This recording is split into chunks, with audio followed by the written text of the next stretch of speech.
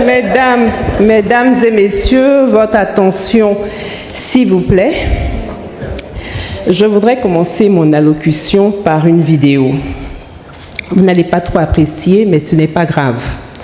Attrapez votre cœur, comme on le dit chez nous. Nous allons suivre ensemble une déclaration du président de la CEI, M. Coulibaly Cuibière. Est-ce que la régie peut me mettre la première vidéo ? D'une décision de justice, une décision qui justifierait le retrait du président, le retrait de ses droits civils et politiques. Est-ce que vous l'avez vu, vous, Monsieur le Président? Est-ce que vos yeux l'ont vu? Parce que vous dites que le nom du président était juste inscrit sur la liste électorale. C'est seulement ça qui justifie, vous venez de le dire. Mais est-ce que cette décision, quand même, parce qu'on entend dire qu'elle n'existe pas et tout ça, est-ce que vous, CEI, Commission électorale indépendante, vous pouvez nous dire ce soir que vous l'avez vu et que cette décision, elle est bel et bien sur la place? Alors, cette question nécessite de ma part deux réponses. Légalement parlant, je ne suis pas tenu de l'avoir, cette décision. Parce que, jusqu'à preuve du contraire, la correspondance du ministère de la Justice attestant des personnes déchues de leurs droits civils et politiques fait foi. Donc pour moi, je n'ai pas besoin de voir la décision. Et pendant que nous y sommes, lorsque le ministère de l'Intérieur me donne la liste des personnes décédées, je vais demander à ce qu'on m'amène des dépouilles chaudes pour l'attester? Non, ce n'est pas comme ça que ça se fait. En plus de cela, j'ai bel et bien vu cette décision. C'est pour cette raison que nous prenons toujours soin, autant que faire se peut, quand on constate qu'il y a des contestations qui peuvent venir de part et d'autre, pour nous assurer de ce que cette décision existe bel et bien et qu'elle est devenue définitive. Donc, je dis, non seulement je ne suis pas tenu légalement de voir la décision parce que la correspondance de monsieur le garde des Sceaux fait foi jusqu'à inscription de faux, mais en plus de cela, j'ai vu la décision. Voilà, elle est devenue définitive. Voilà. D'accord, voilà donc qui est dit. Est-ce qu'il y a une quelconque possibilité que les noms de personnes radiées, notamment du président Laurent Gbagbo, se retrouvent à nouveau sur la liste électorale? Ah oui, bien sûr. Il y a deux cas. L'événement qui a justifié la déchéance, c'est une infraction. Tout à fait. Si cette infraction est amnistiée, mais il devient neuf. Il devient un homme qui n'a pas commis d'infraction. Il peut venir sur la liste électorale. Deuxième hypothèse, si l'infraction n'est pas amnistiée et qu'il exécute sa peine, il est réhabilité à la fin de l'exécution de sa peine et il demande son inscription sur la liste électorale. Voilà les deux hypothèses qui sont prévues par la loi. D'accord. Qu'est-ce qui explique, Monsieur le Président, que d'autres personnes soient inscrites sur cette liste provisoire alors qu'elles étaient presque dans la même situation que le président Laurent Gbagbo? Mais d'abord, parce que ces personnes ne se trouvaient pas sur la liste du ministère de la Justice. Aussi simple que ça. Est-ce que vous pouvez nous expliquer, ils ne sont pas devant nous ici, le ministère de la Justice, pourquoi des personnes qui auraient commis les mêmes crimes que le président Laurent Gbagbo ou d'autres personnes ne sont pas sur cette liste? Mais certainement, ça c'est une explication du juriste que je suis, que je donne. Certainement, ces personnes ont exercé des voies de recours. Lorsque les voies de recours sont exercées, automatiquement, la décision sur la base de laquelle on vous a déchu de vos droits civils n'est pas devenue définitive. On ne peut pas vous retirer vos droits. Voilà pourquoi nous avons des bureaux de vote à la MACA.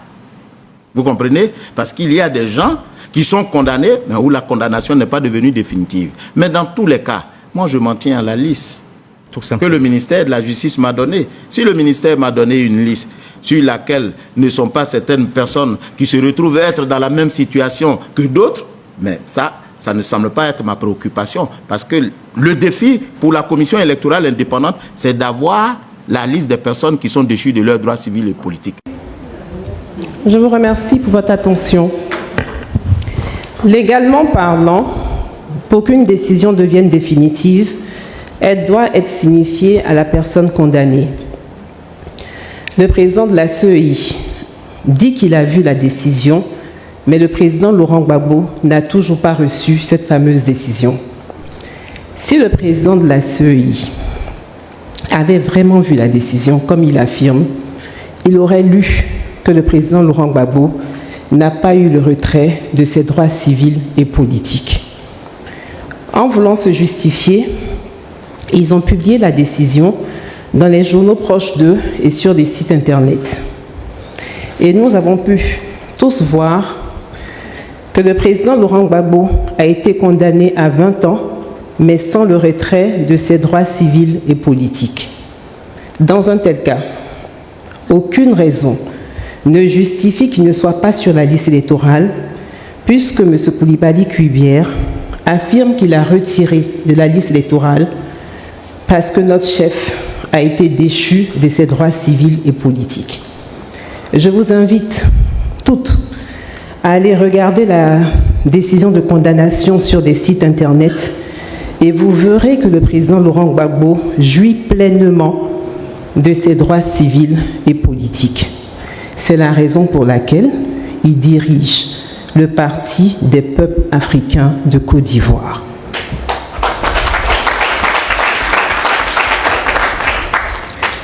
Au lieu donc de signifier la décision aux concernés, ils ont préféré publier cette décision sur les réseaux sociaux. Ainsi va la République de Côte d'Ivoire. Honorables invités, chères sœurs, restons sereins.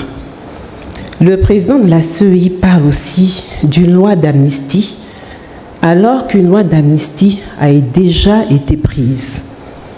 Attendons sereinement que cette loi d'amnistie soit étendue au président Laurent Gbagbo.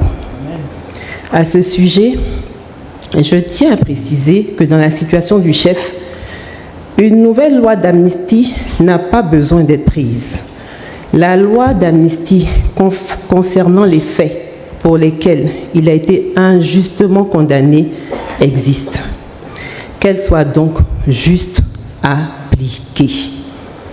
Selon les deux cas cités par le président de la CEI pour figurer sur la liste électorale, le président Laurent Gbagbo remplit les critères pour bénéficier des deux procédures. Chers amis, restons sereins. Ils veulent, ils ne veulent pas. Dieu nous faisant grâce, le président Laurent Gbagbo sera candidat.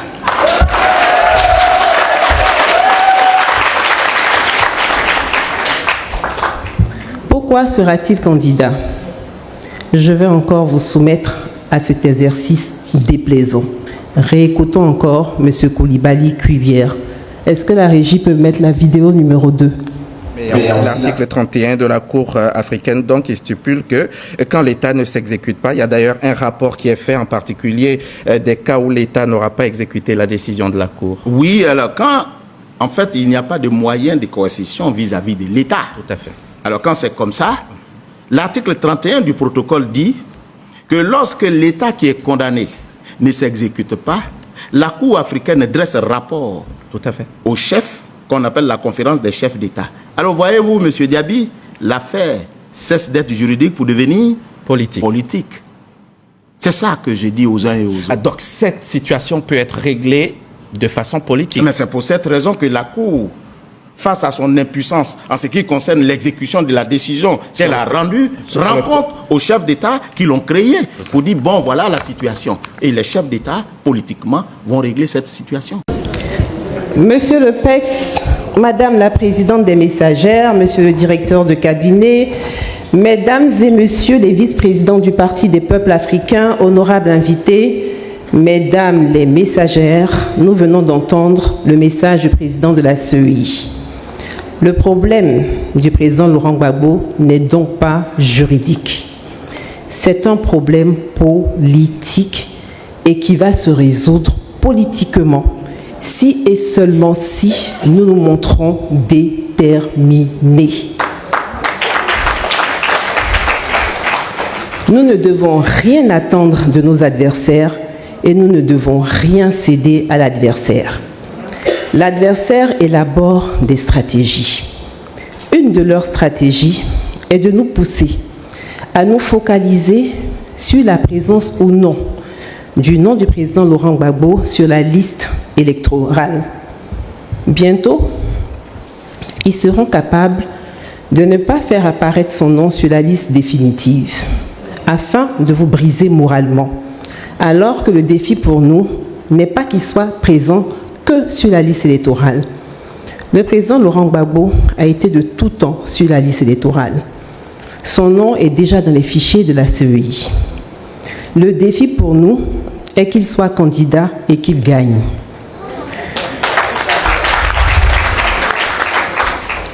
C'est en voulant l'empêcher d'être candidat en 2020 qu'une loi a été inventée et de manière grossière pour dire que pour être candidat, il faut être électeur et qu'un électeur se définit par sa présence sur la liste électorale.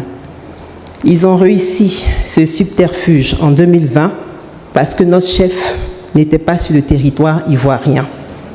2020 n'est pas 2025. Parce qu'en cette année 2025, notre chef est en Côte d'Ivoire. À tout moment, quand ils seront contraints de faire apparaître son nom, et ils le seront par la grâce de Dieu, vous entendrez que le président Laurent Gbagbo est électeur. Mais est-ce que cela fait de lui un candidat éligible? Non et non. La présence du nom d'un individu sur la liste électorale est une des conditions d'éligibilité. Pour être candidat à l'élection présidentielle, il faut remplir un certain nombre de conditions que je ne citerai pas toutes. Celle qui nous réunit aujourd'hui est la condition concernant les parrainages. Le président Laurent Gbagbo sait que sa présence sur la liste électorale sera résolue.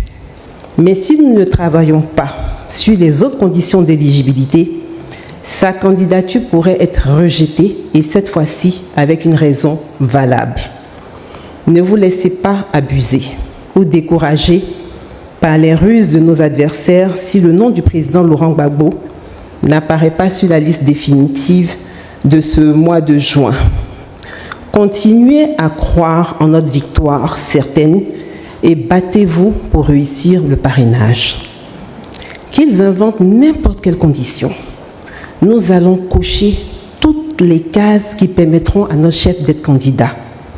Seule notre détermination fera reculer l'adversaire. Le plus important pour nous, comme je l'ai dit tout à l'heure, est que le président Laurent Gbagbo soit non seulement candidat, mais aussi qu'il gagne. À ce sujet, je vais vous inviter à suivre une vidéo. Mais cette fois-ci, elle est plus agréable à entendre et à voir. Écoutons ensemble le président Laurent Gbagbo. La lutte que nous allons mener maintenant, là, après la convention, ce n'est pas une lutte pour inscrire Gbagbo sur la liste électorale. C'est une lutte pour gagner les élections présidentielles. C'est très important. C'est très important. Et je vais vous expliquer pourquoi c'est très important. L'inscription sur la liste électorale, c'est un acte administratif banal.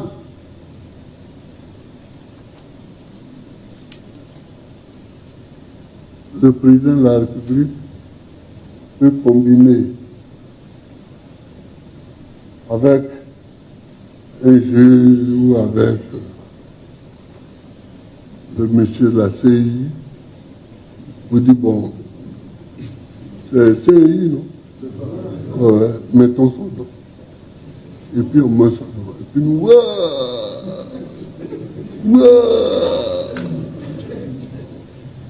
mais rien n'est fait. Parce que ce n'est pas là que se déclarent les candidats. Les candidats qui vont compétir, qui vont concourir, sont déclarés au Conseil constitutionnel un mois ou deux avant l'élection présidentielle. Donc ton nom peut être sur la liste ou peut ne pas être sur la liste. Si le Conseil constitutionnel leur a dit que tu n'es pas candidat, et que tu vas pas aux élections, tu fais quoi? C'est pourquoi il faut avoir en tête que ce n'est pas une bataille pour mettre le nom sur la liste. Si on met le nom sur la liste, c'est tant mieux. Ça nous fait des enjambées en plus que nous aurons gagné. Mais le problème, c'est d'être candidat et de gagner les élections. Il faut dès à présent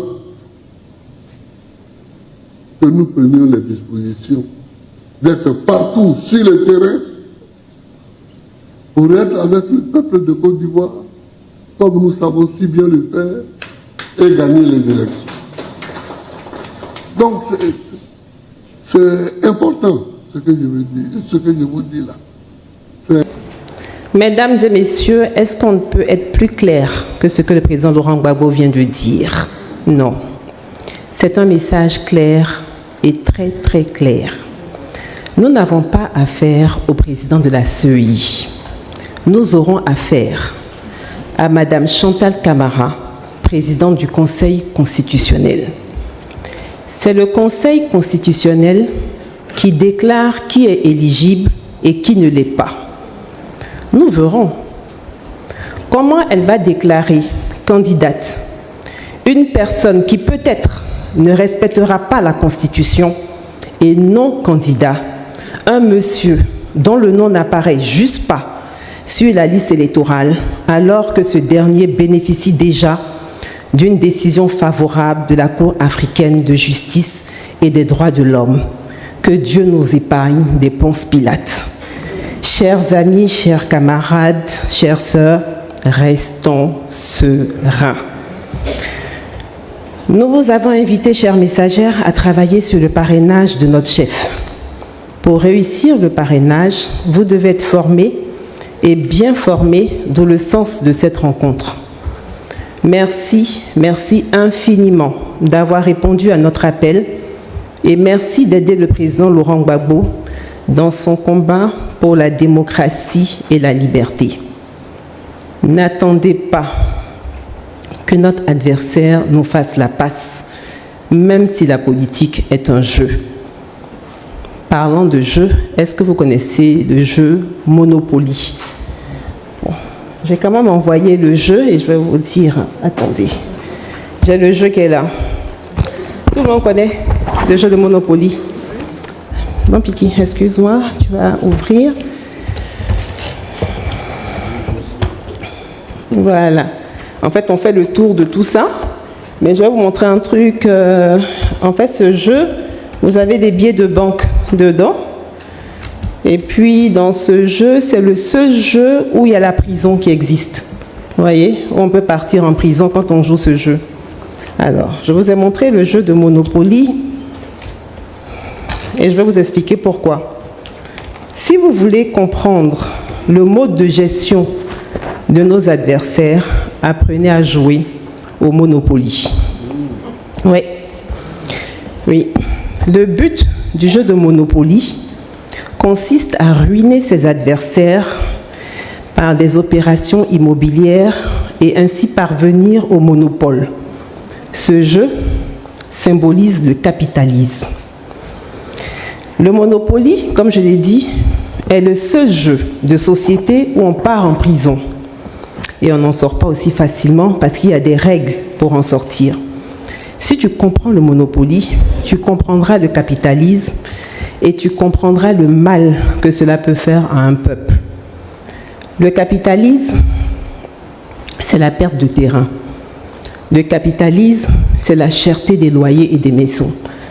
Le capitalisme, c'est l'augmentation des impôts. En somme, le capitalisme, c'est la vie chère. Le capitalisme, c'est aussi le pouvoir des riches sur les pauvres, c'est le pouvoir des forts sur les faibles. Et malheur à celui qui osera s'en plaindre sous nos tropiques. Quand tu parles et que tu te plains de tes conditions de vie misérables, allez hop, on te prend et on te jette en prison. Et toutes les conséquences du capitalisme, nous les subissons quotidiennement et franchement, nous sommes fatigués parce que trop, c'est trop. N'est-ce pas que trop, c'est trop? Trop, c'est trop. Messagère du président Laurent Gbagbo, c'est contre tout ce système que le président Laurent Gbagbo se bat. Et c'est pourquoi il a pensé à vous les messagères pour divulguer ces 10 engagements.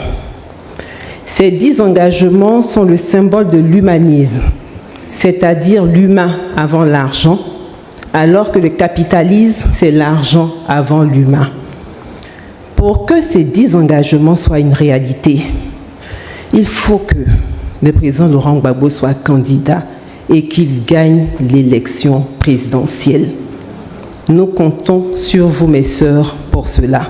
Est-ce que le président Laurent Gbagbo peut compter sur vous?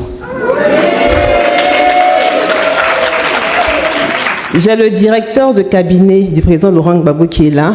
Donc, moi, je veux bien encore vous poser la question. C'est lui qui donnera la réponse. Est-ce que le président Laurent Gbagbo peut compter sur vous pour cela? Excellence Aka, t'as entendu, hein? Aïe, aïe, aïe. Là, c'est bon, maintenant, Excellence. Ok.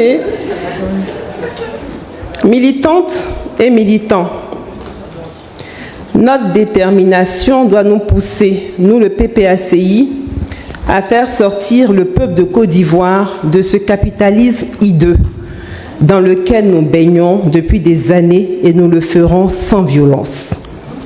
Nous devons sortir de ce système de monopole, de captation et de captivité.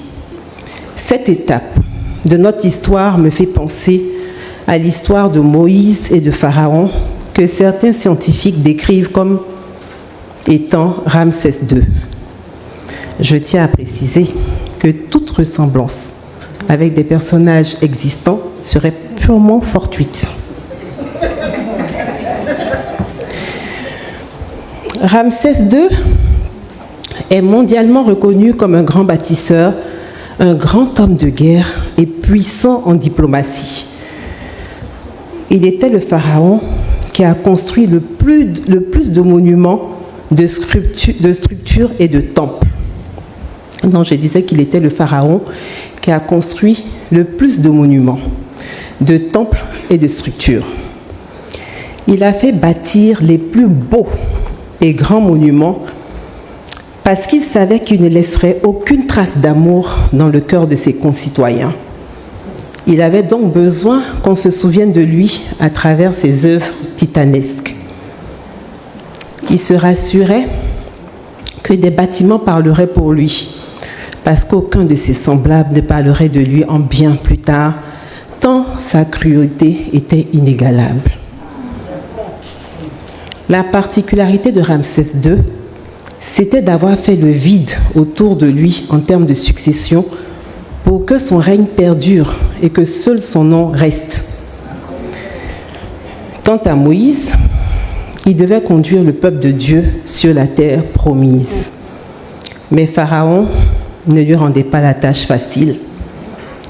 Et le peuple que Moïse conduisait était aussi souvent gagné par le découragement, par la peur.